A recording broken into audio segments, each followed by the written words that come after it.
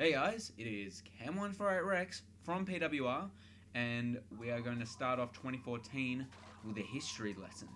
What's that history lesson, you ask? Well, I mean, did you read the title? It says My Gaming History, Eyecandy, Episode 4, My Gaming Hit, whatever. That's okay, you know now.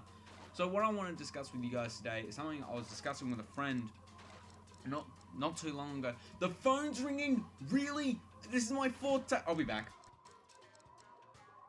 And boom, with the power of editing, I'm back in about a second flat, even though in reality that was about 5 minutes. Anyway, as I was saying, talking to a friend, we're talking about what kind of got us into gaming, and so I'm sure you've been able to see a theme from the game that I'm playing, Crash Bandicoot Wrath of Cortex. This was the first game I ever touched. It wasn't for very long that I played it, but it was the very first game I ever played. So I'll give you some context as to how I got into this game specifically. We were at a friend's house, family friends, and the adults happened to own a PlayStation 2. I guess. I mean, I'm guessing it was theirs, and I'm also guessing that it was their copy of Crash Bandicoot, but I don't know. Crash Bandicoot Wrath of Cortex was there on this PS2, and the bigger kids were playing it, and that looked like a fun game. I was begging and nagging them for me to give it a go. Gave it a go, sucked crev. Was absolutely awful. But I enjoyed it for the small time that I was, playing it. So that kind of got me into, gaming, this is a thing. And then, probably a year later, my parents got me a Game Boy Advance. We were out camping, and I'm assuming that it was really poor weather. I mean, why would they give me a Game Boy otherwise for camping? Yeah, they got me a Game Boy Advance with some Mickey Mouse Goofy in Mickey's Epic Quest, I think? I can't remember. It was something like that. So, that was like a platformer. And it's very interesting to me, I never ever played Mario until I got my DS, and I got on an R4. I didn't legally own a copy of Mario until I was like 13? No, 14.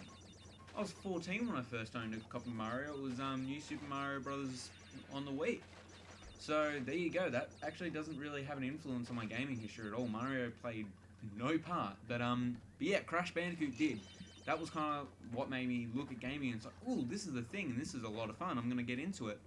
So, got my Game Boy Advance. I think that was the only game I played, that Epic Mickey's Quest or whatever, for like the longest time. And then, yeah, no, actually, take that back. I was about to say something, I don't need to take it back. I met Mitchell Johnson, the person you guys know as Seismic Brim 5. I met him in primary school, met him in prep. Although we didn't hit it off in prep, we started kind of getting along between grade 1 and 2. And that has a really big impact on the way I game. Him and I's interaction, it's like that kind of, I like to think that I had an influence on him a little bit. But he had a huge influence on me, because there were two games that he played. He played Crash Bandicoot on the PlayStation 1. I'm not sure about the PlayStation 2. I'm pretty sure he just had a PlayStation 1 at the time.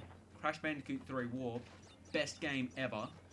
And he also owned a Game Boy Advance, which can play Pokemon Emerald and Pokemon Leaf Green. They were the two games that he played. Showed me, boy, I was in love with those games. Those Pokemon games were a lot of fun.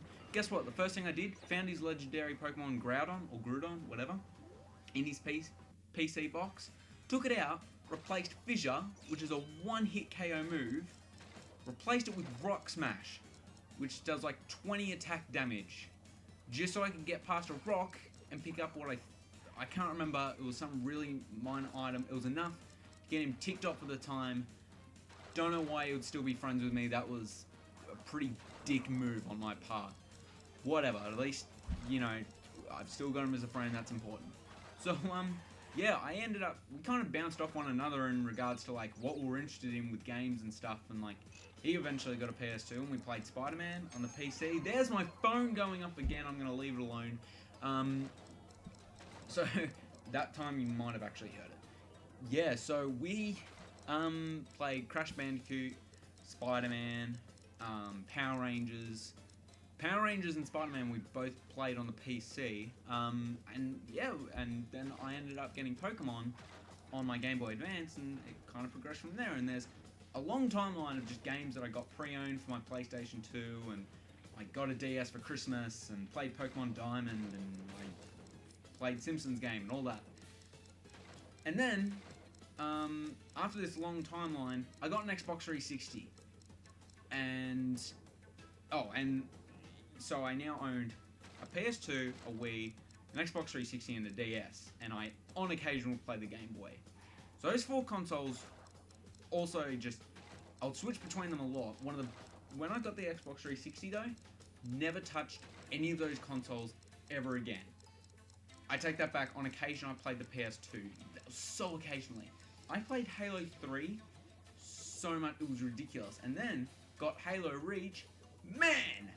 I spent the most time on Halo Reach I think I spent on any other game. Take that back, I think I spent more time on either a Crash Bandicoot game, a Pokemon game, or Halo 4. So, but Halo Reach I spent a lot of time on, and I ended up playing with Mitchell over Xbox Live on Halo Reach. I started buying all brand new games, no more pre-owned rubbish, and him and I would talk a lot about games, and then a Halo Reach server crashed. And guess what happened? I said, hey, Rooster Teeth, you know those guys, they make Red vs. Blue, they make a podcast. That seems like a really good idea. We should do that. Here, let me get my camera, which has a shitty mic, but we'll use it anyway, and let's record a podcast. From then on, we started focusing more in depth about games and analysing their features and mechanics and understanding things a little bit better and playing more, and eventually we started making videos out of video games, and now we want to write machinima stuff for Minecraft, and we want to do all these things. There's this long timeline, and most of the things I remember about my gaming, it all has Mitchell in it, funnily enough. So a big shout out to Mitchell, who influenced my gaming and my life in general a lot. Good man, he's a good friend. Shout out to him. So yeah, so that's it. And you're watching me playing Crash Bandicoot Wrath of Cortex, because this is kind of like what drove me towards, ooh, gaming, this seems like fun. And then what kind of connected Mitchell and I, because it happened that I played Crash Bandicoot, the newer games at the time, and that was Wrath of Cortex. And then he was playing that on the older generation and Pokemon, and that kind of, you know, had a big influence on me in the way I game, and eventually like what we use games for now, and that's for videos, and not just a hobby, but just like it is a hobby still, but it has a big impact on me in regards to just kind of being my escape, and I can get away from anxieties and depressing parts of life by gaming. So that's a big help in it, and it also drove me towards Rooster Teeth and watching all them. So yeah, I'm getting a little bit sappy now, but still, gaming has a big impact on the way I interact with people and who I meet, and yeah, so my gaming history isn't really specifically my history with games. Games are kind of a part of my history of life, in a way. Again, it sounds so sad and pathetic, but to me it's kind of cool because I built up a lot of friendships just based on games. So that to me is very cool. And that's it, guys. I've rambled on for... I think it's almost 9 minutes now. So, yeah, thanks for hearing me out, guys. This was too long a video, but whatever. We'll put it out anyway. Yeah, that's it, guys. Thanks for listening. If you want to have a look at what PWR is doing behind the scenes, we have all these pages which we don't run very often these days because no one actually does use these pages, but if a lot of you do, you can start seeing some stuff that we do and say behind the scenes of PWR. That's it, guys. Goodbye.